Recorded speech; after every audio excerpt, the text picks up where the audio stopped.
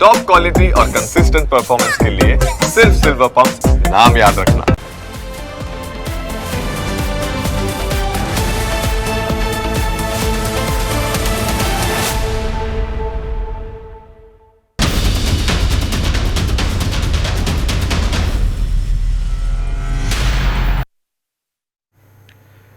Film Drishyam તમે જોઈ હશે, પણ આ જ ફિલ્મની કહાણીને ટક્કર મારે તેવી સ્ટોરી ભાવનગરમાં બની, જેનો વિલન છે એક ફોરેસ્ટ ઓફિસર. એક એવો ઓફિસર જાણે તેણે ફિલ્મ દ્રશ્યમની જેમ આખી કહાણીની સ્ક્રિપ્ટ તૈયાર કરી નાખી. આખરે 5 નવેમ્બરથી 16 નવેમ્બર સુધીના આ 12 દિવસની અંદર શું થયું, કેવી રીતે ફોરેસ્ટ ઓફિસરે પોલીસને અંધારામાં રાખી, પોતાના પરિવાર સાથે જૂઠ્ઠું બોલ્યો અને આખો ખેલ રચ્યો. આ કહાણી તમારા રૂવાડા ઊભા કરી દેશે. વાત ફોરેસ્ટ વિભાગમાં ફરજ બજાવતા ACF એટલે કે assistant conservator of forest Shailesh Khambhala અને તેના પરિવારની છે. શૈલેષના પત્ની અને 2 સંતાનો 5મી નવેમ્બરે ગુમ થાય છે અને 12 દિવસ બાદ 16 નવેમ્બરે તેમના મૃતદેહ મળે છે.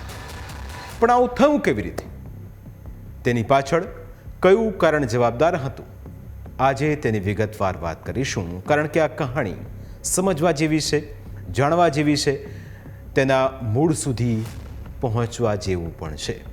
કારણ કે અહીં એક પરિવાર વિખેરાયો છે. એક પરિવાર જેની અંદર પતિ, પત્ની અને 2 સંતાનો સુખેથી જીવન પસાર કરતા હતા.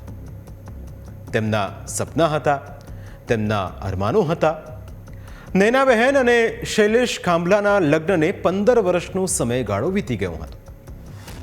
ખાંભલાની અલગ અલગ જગ્યાએ બદલીઓ થતા તેમના પત્ની સંતાનો સાથે સુરત રહેતા હતા, જ્યારે શૈલેષભાઈની જ્યાં બદલી થતી ત્યાં તે ક્વાર્ટરમાં રહેતા હતા.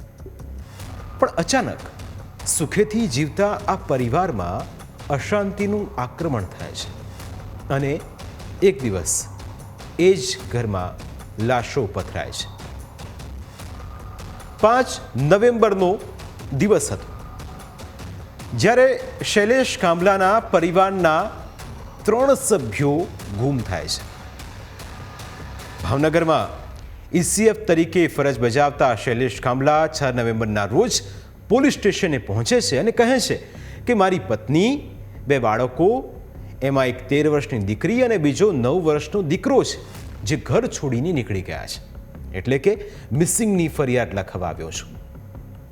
પોલીસને સઘળી વાત કરતા કહે છે કે બાળકોના ભણતરને લઈને પત્ની નૈના સાથે વિખવાદ થયો હતો. સાથે જ રડતા રડતા પોલીસને કહે છે કે પતિ પત્ની વચ્ચે ઝઘડો તો રહ્યા જ કરતો હોય છે, એમાં બાળકો સાથે ઘર છોડીને જતી રહેવાની ક્યાં જરૂર હતી. પોલીસ કર્મી પણ થોડા લાગણીશીલ થાય છે.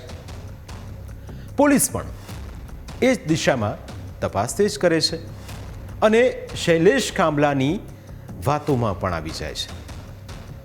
આ જ ઘટનાક્રમ વચ્ચે શૈલેષ 2 વખત પોલીસ સ્ટેશને જાય છે અને કહે છે કે હું શોધું છું, પત્ની અને બાળકો મળી જશે.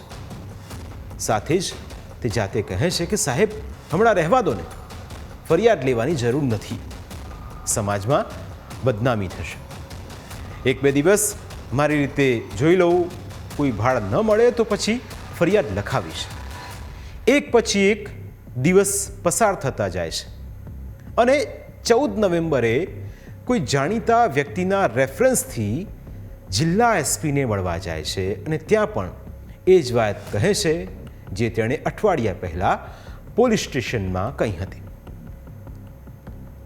આમને આમ આખરે 12 દિવસ પસાર થઈ જાય છે. ફોરેસ્ટ વિભાગમાં ACF તરીકે ફરજ બજાવતા શૈલેષ ખાંભલા તળાજા રોડ પર કાચના મંદિર પાસે આવેલી ફોરેસ્ટ કોલોનીમાં પોતાને ફાળવાયેલા ક્વાર્ટરમાં રહેતા હતા. આમ તો બંને વચ્ચે બધું બરાબર ચાલતું. શૈલેષ ફરજના ભાગરૂપે ભાવનગરમાં સ્થાયી થયા અને તેમના પત્ની નૈના બહેન, પુત્રી પૃથા અને પુત્ર ભવ્ય સુરત શૈલેષભાઈના માતા પિતા સાથે સંયુક્ત પરિવારમાં રહેતા હતા. પણ દિવાળી વેકેશન હોવાના કારણે નયનાબેન બંને સંતાનો લઈને ભાવનગરમાં પતિ શૈલેષ પાસે આવ્યા હતા. દિવાળીનું વેકેશન હતું, પણ 28મી ઓક્ટોબરે નયનાબહેન અને શૈલેષ વચ્ચે બાળકોના ભણતરને લઈને બબાલ થઈ. 5મી તારીખે નૈના અને શૈલેષ વચ્ચે ફરી ઝઘડો થયો. આ દિવસ દરમિયાન થોડી નોકઝોક હતી, પણ 5મી તારીખે ખૂબ જ ખતરનાક ઝઘડો થયો. આખી રાત ઝઘડા બાદ શૈલેષ સૂતો ન હતો. 5ની મોડી રાત્રે અને 6 નવેમ્બરની વહેલી સવારે શૈલેષ દ્વારા નૈનાનું મોઢા પર તકિયો દબાવી મોત નિપજાવવામાં આવ્યું. સાથે જ બાળકો ઊંઘમાં હતા ત્યારે તકિયો દબાવી શ્વાસ રૂંધી નાખવામાં આવ્યા. સવારે સૂરજ ઉગે પહેલા તેણે એક પછી એક લાશો ઘરના આંગણે પથ્થર બાંધી ખોદેલા ખાડામાં નાખી અને સાથે ખાડામાં પાણી પણ રેડ્યું. ઉપર મોટા ગાડલા નાખી દીધા. શૈલેષ હવે સવાર થવાની રાહ જોતો હતો. ઘરમાં જઈ એણે પત્નીનો મોબાઈલ એરોપ્લેન મોડમાં મૂક્યો. પતિ સાથે ઝઘડો થયાનો મેસેજ જાતે જ ડ્રાફ્ટ કર્યો. જે બાદ તેણે એક મેસેજ પોલીસને બતાવ્યો. આ એની પત્ની નૈનાએ લખેલો શબ્દો છે, એણે લખેલી વાત છે. ત્યારબાદ પોલીસ આ દિશામાં વધુ ઊંડાણપૂર્વક તપાસ કરવા લાગી, પણ પોલીસને ક્યાંક શંકા તો ઉપજી જ હતી. આ પતિ અત્યારે શંકાના દાયરામાં છે અને જે આગળની જે પણ જે બધું જે ક્રાઇમ જે છે કેવી રીતે થયું એ અત્યારે તપાસ કરવામાં આવશે અને એમાં પછી અત્યારે તપાસનો વિષય છે. પોલીસે હવે તેની રીતે તપાસ શરૂ કરી, કારણ કે એસપી સાહેબનો રેફરન્સ હતો. સૌથી પહેલાં પોલીસ શૈલેષની પત્નીના મોબાઈલ પર ફોન કરે છે, જે આઉટ ઓફ રીચ આવે છે. એસીએફને પૂછવામાં આવે છે તો એસીએફ થોડા સમયમાં પત્નીનો મોબાઈલ ફોન લઈને પોલીસ પાસે આવે છે અને કહે છે કે સાહેબ, મારી પત્ની નૈના તેનો મોબાઈલ ઘરે જ છોડી ગઈ છે. આ બધાની વચ્ચે શૈલેષે ચાલાકી પણ વાપરી. તેણે પોતાની પત્નીની લાશ દફનાવી તે પહેલાં તેનો મોબાઈલ લઈ લીધો હતો અને તેને ફ્લાઇટ મોડ પર કર્યો હતો. એટલે ફ્લાઇટ મોડ પર કોઈ પણ વ્યક્તિ ફોન કરે એટલે કોઈના ફોન આવે નહીં અને ફોન જાય પણ નહીં, અને એટલા જ માટે તેણે આ વસ્તુ કરી. સાથે જ તેણે નૈનાના મોબાઈલમાં એક મેસેજ પણ ડ્રાફ્ટ કર્યો અને લખ્યું કે હું આ ઘર છોડીને જાઉં છું.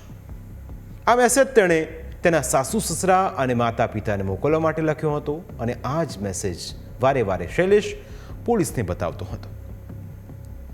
પણ આ બધા ઘટનાક્રમ વચ્ચે પોલીસને શંકા જતા શૈલેષની કોલ ડિટેલ કઢાવી તો ખ્યાલ આવ્યો કે 6 તારીખે સવારમાં શૈલેષે ડમ્પર ચાલકને 3-4 ફોન કર્યા હતા. પોલીસે ડમ્પર ચાલકને પૂછ્યું કે શૈલેષે તને સવારમાં આટલા બધા ફોન કેમ કર્યા હતા. ડમ્પર ચાલકના જવાબથી હવે આખા રહસ્ય પરથી પડદો ધીરે ધીરે ઉઠી રહ્યો હતો. ડમ્પર ચાલકે કહ્યું કે શૈલેષે ડમ્પરમાં માટી લઈ આવવા કહ્યું હતું અને જે માટી લાવ્યો એ માટી એણે શૈલેષના ઘરની બહાર આંગણાના એક મોટા ખાડાને ભરવા નાખી હતી. ખાડો શેનો હતો અને કેમ ભર્યો એ સવાલ પોલીસ હવે શૈલેષને પૂછતા જ તે ગોળ ગોળ જવાબ આપવા લાગ્યો. તે કહેવા લાગ્યો કે ગટર માટે ખાડો ખોદવામાં આવ્યો હતો. પોલીસને શૈલેષના હાવભાવ બદલાયેલા દેખાયા એટલે પોલીસ શૈલેષને લઈ એના ઘરે ગઈ. પોલીસ શૈલેષને જોઈ જ રહી હતી. શૈલેષ સુન્ન થઈ ગયો. વર્ષોના અનુભવના આધારે પોલીસને શંકા ગઈ એટલે એની હાજરીમાં જ ખાડો ખોદવાની શરૂઆત કરવામાં આવી. થોડી જ વારમાં તો સૌ કોઈ હેરાન થઈ ગયા. એક પછી એક એમ 3 લાશો ખાડામાંથી બહાર કાઢવામાં આવી, જેમાં એક લાશ નૈનાની હતી અને બીજી 2 લાશ શૈલેષ અને નૈનાના બાળકોની હતી. 16મી તારીખે પોલીસ અધિકારીએ એસીએફ શૈલેષને પોલીસ સ્ટેશન બોલાવ્યો. એક પીડિતની જેમ તે પોલીસ સ્ટેશન પહોંચ્યો. એસીએફ જેવો પોલીસ સ્ટેશન પહોંચ્યો, પોલીસ અધિકારી પાસે એક માણસ બેઠો હતો. એને જોઈ એસીએફ ડર્યો. એસીએફ શૈલેષ ખાંભલાના ચહેરા પર શિયાળામાં પસીનો આવવા લાગ્યો. એ વ્યક્તિ બીજો કોઈ નહીં પરંતુ સ્થાનિક ડમ્પર ચાલક હતો, જેને 6 તારીખે સવારે શૈલેષ ડમ્પર ભરીને માટી સાથે તેને ઘરે બોલાવ્યો હતો. શૈલેષ પાસે ગુનો સ્વીકાર્યા વગર કોઈ ઓપ્શન ન હતો. શૈલેષ દ્વારા હવે આખી વાત પોલીસ સામે માંડીને કરવામાં આવી. શૈલેષ અને નૈના વચ્ચે લાંબા સમયથી ઘરકંકાસ હતો. શૈલેષ અહીં ભાવનગર એકલો રહેતો હતો, જ્યારે નૈના અને બાળકો સાસુ સસરા સાથે સુરતમાં રહેતા હતા. રજાઓમાં તેઓ ભાવનગર આવતા જતા હતા. બાળકોના ભણતરને લઈ વિવાદ હતો. શૈલેષ ઈચ્છતો હતો કે બાળકો સુરત ભણે, જ્યારે નૈના ઈચ્છતી હતી કે બાળકો ભાવનગરમાં ભણે. શૈલેષે મેસેજ એટલે ના મોકલ્યો, કારણ કે તપાસ થશે ત્યારે છેલ્લું લોકેશન ઘરનું આવે એના કરતાં લખીને ડ્રાફ્ટમાં જ રાખ્યું. કહેવાય છે કે ગુનેગાર કેટલો પણ શાતિર કેમ ન હોય, પરંતુ એક પુરાવો તો છોડીને જ રહે છે. એમ શૈલેષથી ડરના લીધે ભૂલ એ થઈ ગઈ કે તેણે એકસાથે 3-4 ફોન ડમ્પરવાળાને કર્યા, કારણ કે કોઈ આવે અને ખાડો જુએ તે શૈલેષ ઈચ્છતો ન હતો. બસ ડમ્પર ચાલકને આ ફોન કોલ કરવા જ એને ભારે પડ્યા. આખરે પોતાની પત્ની સમેત નાના બાળકોને મારવાના આરોપમાં એસીએફ શૈલેષ ખાંભલાને પોલીસે દબોચી લીધો છે. અને હવે આગળની તપાસમાં બીજા પણ ઘણા ચોંકાવનારા ખુલાસા સામે આવી શકે છે. આખી આ ઘટના ખૂબ જ હેરાન કરનારી છે, કારણ કે અહીં એક 9 વર્ષનો દીકરો અને 13 વર્ષની દીકરીનું પણ એના પિતાએ જ મોત આપ્યું. સવાલ એ છે કે સભ્ય સમાજમાં આવા વધતા કિસ્સા એ ચિંતાનું કારણ છે. પ્રાઇમ 9માં સમય થયો છે બ્રેકનો. બ્રેક બાદ અન્ય મુદ્દા વિશે વાત.